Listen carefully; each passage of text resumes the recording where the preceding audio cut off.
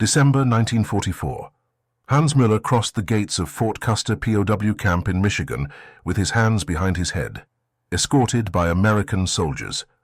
The cold wind cut through his worn uniform as he observed the other German prisoners being organized into formation lines. Everything he knew about the United States came from Nazi propaganda, a nation on the brink of collapse, its people starving, its cities in ruins. He had been captured on the Eastern Front 3 months earlier, and the journey across the Atlantic had been long enough to reinforce his beliefs. America, according to what he had learned, was merely a facade of power maintained by Jewish lies and Allied propaganda. The first shock came within hours. While Hans expected cramped barracks, rotten food, and brutal treatment, Fort Custer revealed something entirely different.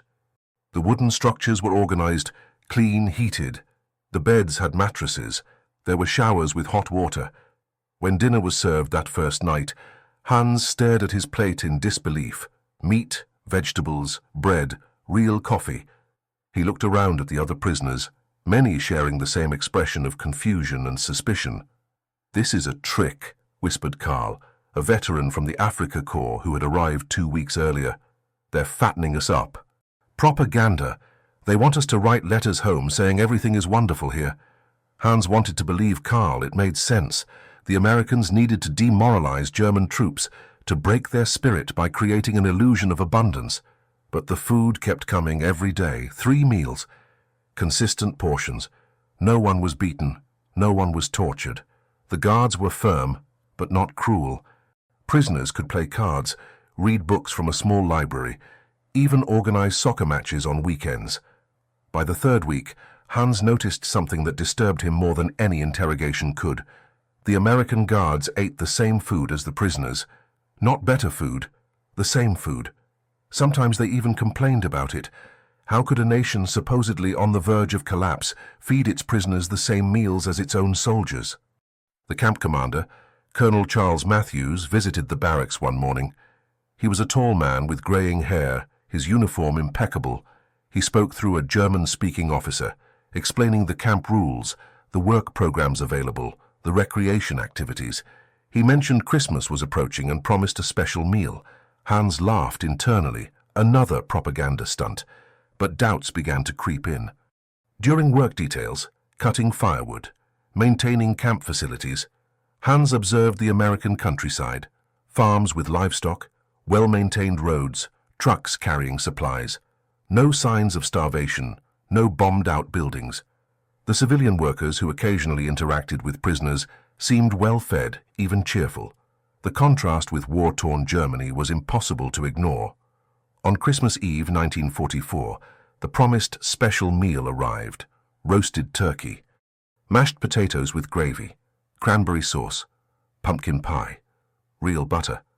Hans sat at the long table in the mess hall, surrounded by 200 German prisoners, all eating in stunned silence. Some had tears in their eyes, not from joy, but from confusion.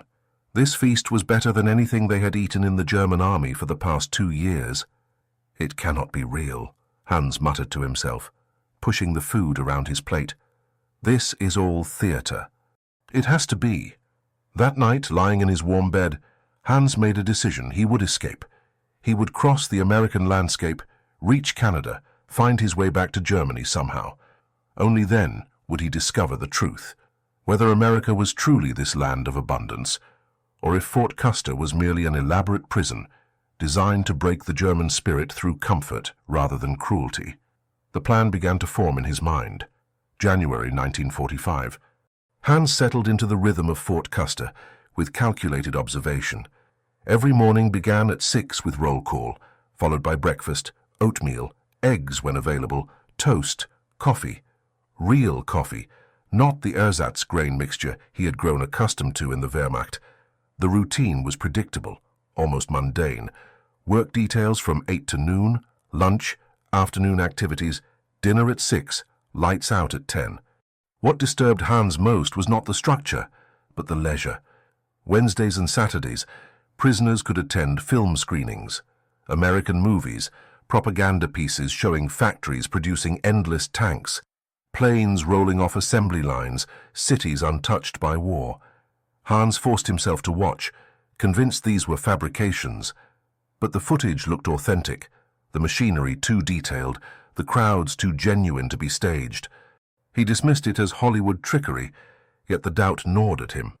The camp library held over 300 books. Hans discovered works by American authors, technical manuals, even some German literature. Prisoners could check out 2 books per week. Karl spent his time reading engineering texts, memorizing details about American infrastructure. "Know your enemy," he would say, though his voice carried less conviction each passing week. Sunday mornings brought church services for those who wanted them. The American chaplain spoke through an interpreter about forgiveness, redemption, the brotherhood of man. Hans attended once, then stopped. The message felt too convenient, too designed to soften their resolve. The most unsettling aspect remained the food. In February, Hans was assigned to kitchen duty. For 2 weeks, he worked alongside American cooks, peeling potatoes, washing dishes, observing the supply deliveries. Trucks arrived twice weekly with fresh vegetables, meat, dairy products. The quantities were staggering. There was waste, actual food waste, thrown away because it had gone slightly bad or simply wasn't needed. Hans had witnessed German civilians starving in bombed cities, scraping by on ration cards that promised far less than they delivered. Yet here, in this prison camp, abundance was routine. "They're showing off," Hans told himself repeatedly. "This camp is special. The rest of America must be suffering." But interactions with guards suggested otherwise. During work details, Hans sometimes chatted with younger American soldiers. They complained about rationing back home, sugar, butter, gasoline, but they spoke of inconveniences, not starvation. They mentioned baseball games, cinema visits, family gatherings. Their complaints seemed trivial compared to the devastation Hans had witnessed in Europe.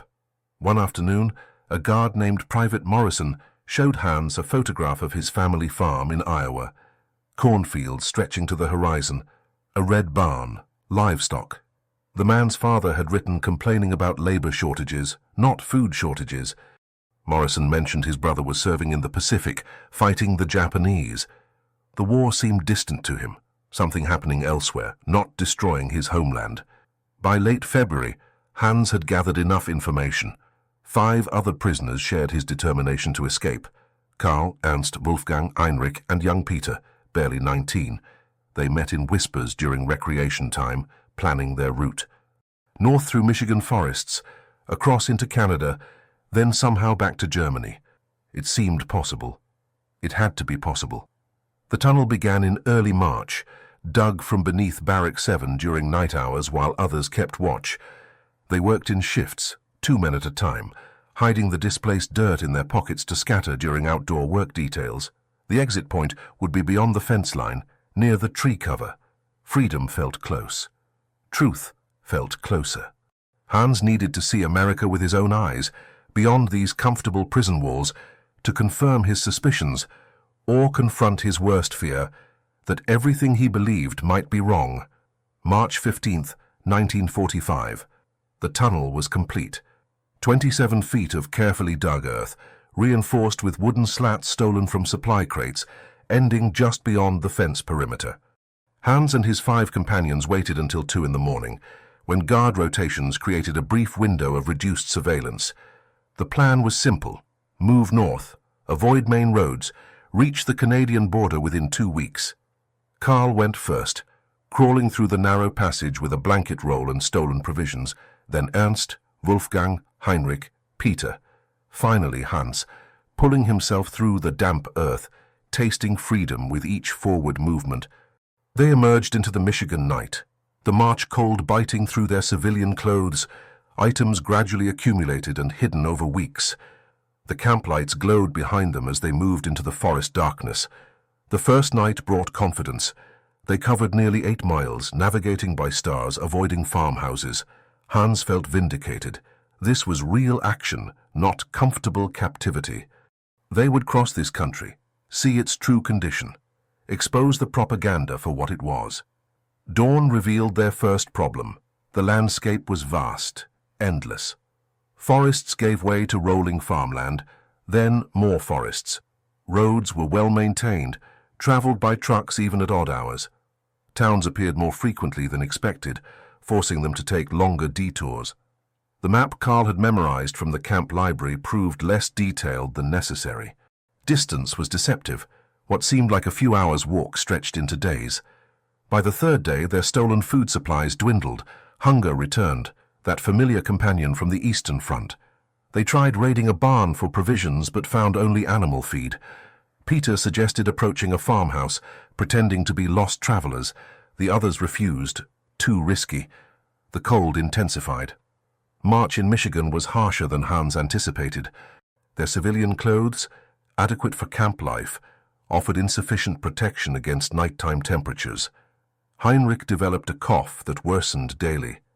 They found shelter in abandoned structures, but sleep came fitfully, interrupted by cold and growing doubt. On the fifth night, Wolfgang collapsed. Exhaustion, hunger, and hypothermia had taken their toll. They carried him for hours until Ernst, the strongest among them, admitted he couldn't continue. They left Wolfgang hidden in a barn with a note requesting help, hoping American farmers would show mercy. The escape was failing. Hans watched his companions deteriorate. Carl's confident engineering knowledge meant nothing against the practical reality of survival. Heinrich's cough had become pneumonia.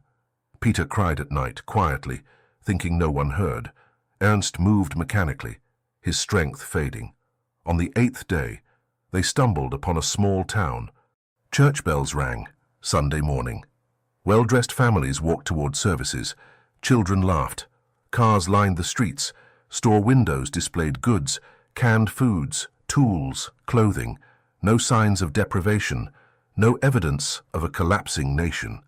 Hans stood at the forest edge, watching this scene of American normalcy, and felt something inside him break. "We surrender," he told the others that evening. "Tomorrow morning, we find authorities and surrender." No one argued. They were too tired, too hungry, too defeated. But the defeat wasn't from the escape's failure. It was from the dawning realization that perhaps they had been wrong about everything. March 23, 1945. Hans sat in the detention cell at Fort Custer, a blanket wrapped around his shoulders, a hot meal on the tray before him. The 8-day escape had ended in a small police station in northern Michigan, where they had walked in voluntarily, too exhausted to continue the charade. Local officers had given them coffee and sandwiches while waiting for military police to arrive. Even in capture, there was food. Colonel Matthews visited them the following day. Hans expected punishment, solitary confinement, reduced rations, physical discipline. Instead, the colonel stood before them with an expression of weary disappointment, like a father whose sons had made a foolish mistake. "Gentlemen," he said through the interpreter, "you risked your lives for nothing. Where did you think you were going? Back to Germany, to a country currently being bombed into rubble. You have seen American towns now. You have seen our countryside. What did you find?" Hans said nothing. The silence was answer enough. The punishment was surprisingly mild. 2 weeks of restricted privileges, extra work duty, confined to barracks during recreation time. No beatings, no starvation, just disappointment and additional chores. Hans found himself scrubbing floors, peeling potatoes and thinking, constantly thinking. The shame burned deeper than any physical punishment could. Not shame from the failed escape, but shame from confronting his own willful blindness. During their journey, they had passed through prosperous farmland, well-maintained towns, churches full of worshippers, schools with children playing. Even in winter, even with rationing, America showed no signs of collapse. The propaganda he had absorbed for years suddenly seemed absurd when held against reality. Heinrich recovered in the camp infirmary, his pneumonia treated with medicines Hans had never seen in German field hospitals. Wolfgang had been found by farmers who delivered him to authorities with concern for his well-being, not anger at his escape attempt. The others slowly resumed normal camp life, each processing the experience in their own way. Carl stopped talking about escape. He spent his days reading American newspapers now available in the library, studying the war's progression with new eyes. The Eastern Front had collapsed. Soviet forces were pushing toward Berlin. Western allies crossed the Rhine. Germany was losing and unmistakably out inevitably. Peter wrote letters home that the censors approved, describing his treatment, the food, the conditions. His mother would receive these letters months later, if at all. Hans wondered what she would think, reading about her son eating turkey and playing soccer while Germany burned. Ernst simply worked. He took every available work detail, exhausting himself physically to avoid thinking. Hans understood. Thought was dangerous now. Thought meant questioning everything. The war, the cause, the years of sacrifice and belief.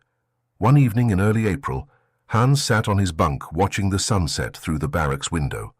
The spring air carried warmth, promising summer. Somewhere across the ocean, his homeland was experiencing its final agony. Here, in this prison camp in Michigan, life continued with mundane regularity. Meals arrived on schedule. Guards changed shifts. Prisoners played cards and complained about minor inconveniences. The cognitive dissonance was unbearable. Hans had fought for the Reich, believed in the mission, trusted the leadership. Now, sitting in comfortable captivity, well-fed and safe, he confronted the possibility that everything had been a lie. Not American propaganda, German propaganda. The comfortable lie that sustained a nation through years of war, promising victory while delivering destruction.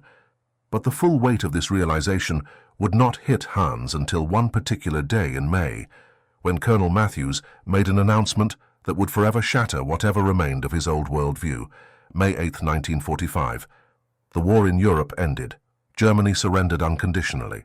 Hans heard the news during morning roll call, delivered by Colonel Matthews with neither celebration nor cruelty, simply as fact. The war was over. The Reich had fallen. Hitler was dead. Some prisoners wept, others stood in stunned silence. A few seemed relieved, as if a terrible burden had been lifted. Hans felt hollow, emptied of everything he had carried for years. Purpose, identity, belief, all dissolved in a single announcement. The weeks following Victory in Europe Day brought uncertainty. What happened now? Would they be sent home to a destroyed Germany, kept indefinitely, tried for war crimes? The questions hung over the camp like fog, unanswered and oppressive. Then, in late May, Colonel Matthews made an unexpected announcement.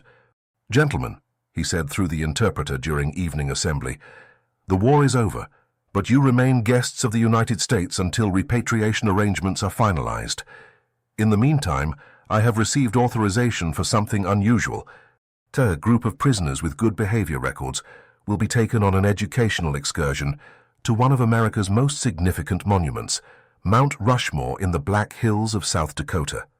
The announcement created immediate confusion.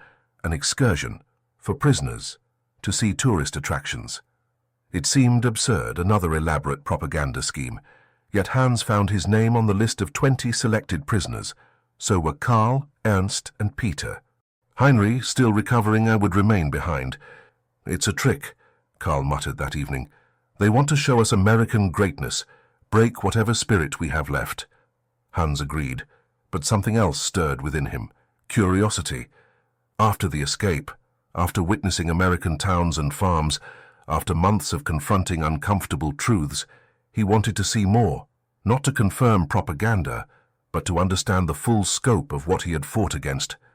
The journey began on June the 2nd.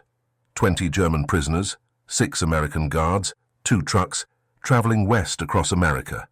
They drove through Illinois, Iowa, Nebraska, states that existed only as names in Hans's limited geography. The landscape unfolded endlessly. Farmland stretched to horizons, crops growing in organized abundance, towns appeared regularly, each with shops, churches, schools. Highways connected everything, smooth and well-maintained. They stopped for meals at military facilities along the route. Each stop reinforced the same message. America's infrastructure was vast, its resources seemingly limitless. At an army base in Nebraska, Hans watched supply trucks being loaded for the Pacific Theater. The war against Japan continued, yet the flow of materials appeared effortless, routine. No desperate rationing, no critical shortages, just industrial capacity operating at scale. Peter stared out the truck window constantly, his young face processing revelations. "My father told me America was weak," he said quietly. "He said they couldn't fight, couldn't produce, couldn't sustain a war. How could he be so wrong?" Hans had no answer. The same question haunted him. How had an entire nation been deceived so completely? Or had they deceived themselves, believing comfortable lies because the truth was too painful? On the third day, they entered South Dakota. The landscape changed. Rolling plains gave way to hills, then mountains in the distance. The Black Hills rose against the horizon, dark with pine forests. "Tomorrow," the guard announced, "you'll see Mount Rushmore." That night, Hans barely slept. Whatever awaited him on that mountain would either confirm his remaining doubts or destroy them entirely. June 5, 1945. The trucks wound through the Black Hills, along roads carved into mountainsides, pine forests thick on either side. Hans watched the landscape pass, noting the paved roads, the occasional tourist facilities closed during wartime, the infrastructure supporting visitors to a monument in the middle of nowhere. Even here, in remote South Dakota, America had built pathways to showcase its symbols. The trucks rounded a final curve, and suddenly it was there. Hans had seen photographs in the camp library, small black and white images that failed to convey scale. Nothing prepared him for the reality. 4 faces carved into living granite, each 60 feet tall, emerging from the mountain with impossible precision. Washington, Jefferson, Theodore Roosevelt, Lincoln, presidents spanning America's history from founding to preservation, staring out over the Black Hills with stone permanence. The trucks stopped at the viewing area. The prisoners climbed out slowly, silently, necks craning upward. Even the guards seemed to feel the moment's weight, allowing the Germans to simply stand and absorb what they were seeing. Hans's legs felt weak. He sat on a nearby bench, unable to look away from the monument. The craftsmanship was staggering.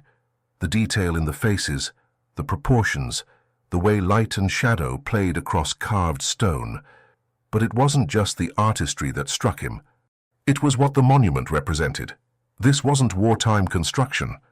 Mount Rushmore had been completed in 1941, carved over 14 years during the Depression and pre-war period.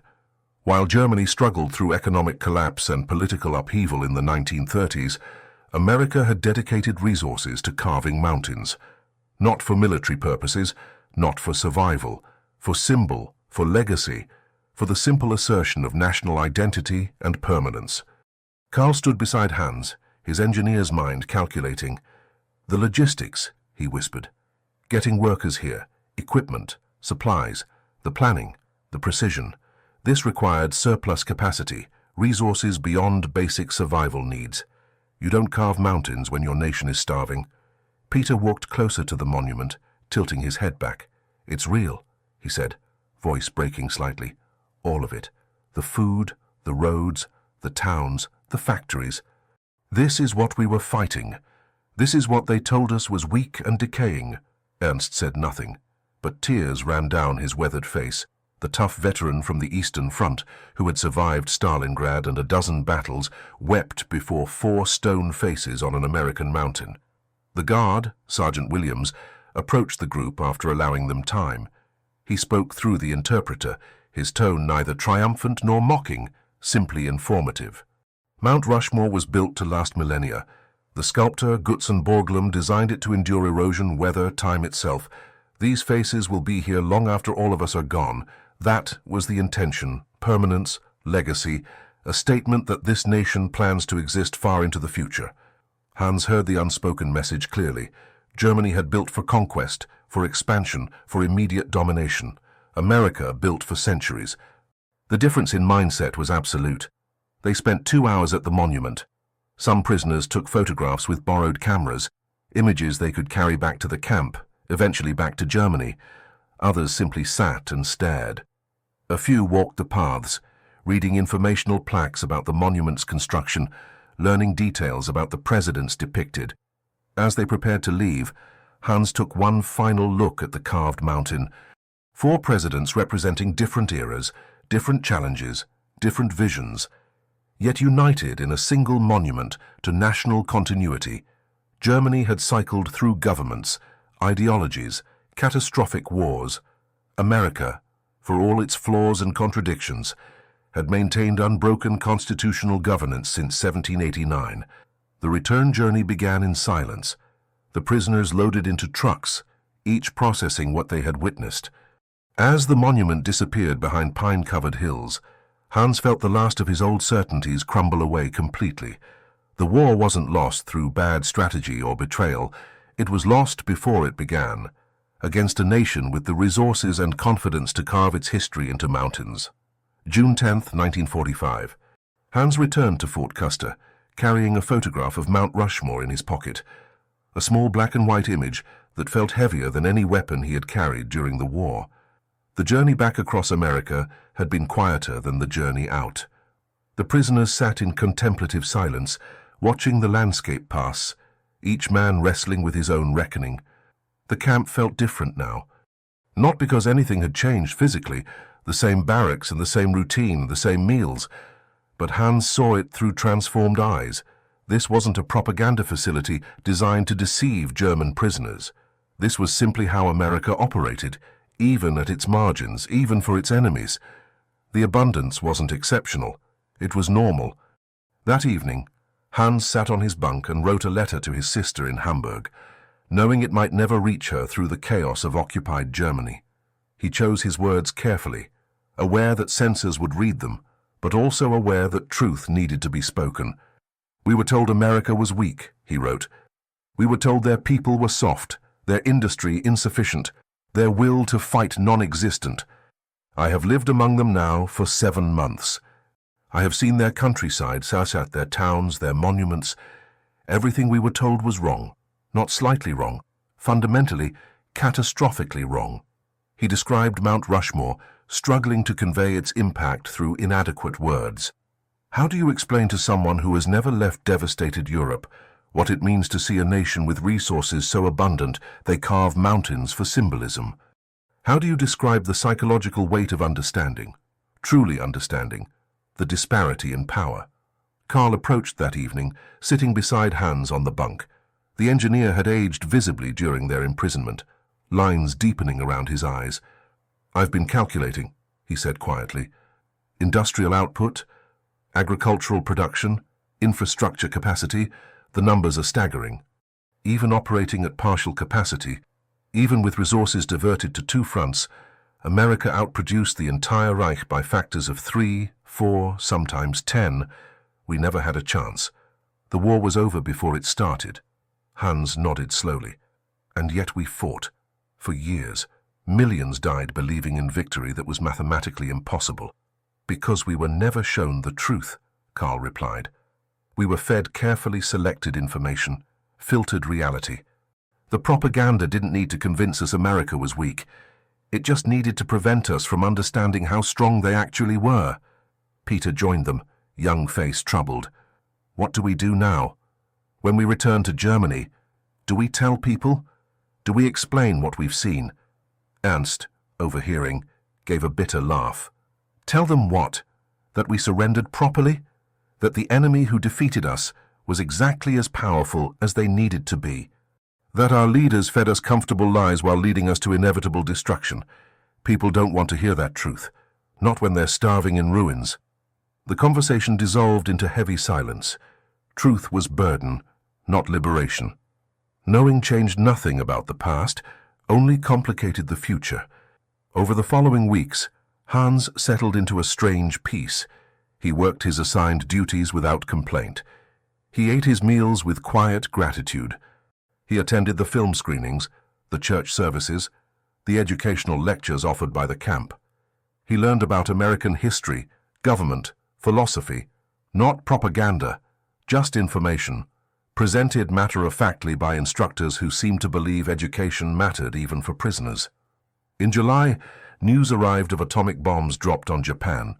The war in the Pacific ended with weapon technology that seemed impossibly advanced. Hans read the newspaper reports with numb acceptance.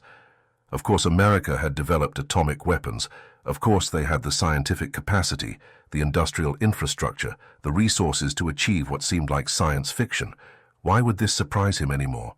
On August 15th, Japan surrendered unconditionally. The war was truly over. Worldwide. Complete. The Reich that was supposed to last 1,000 years had survived 12. The Axis powers that were going to reshape the world order lay defeated, occupied, divided.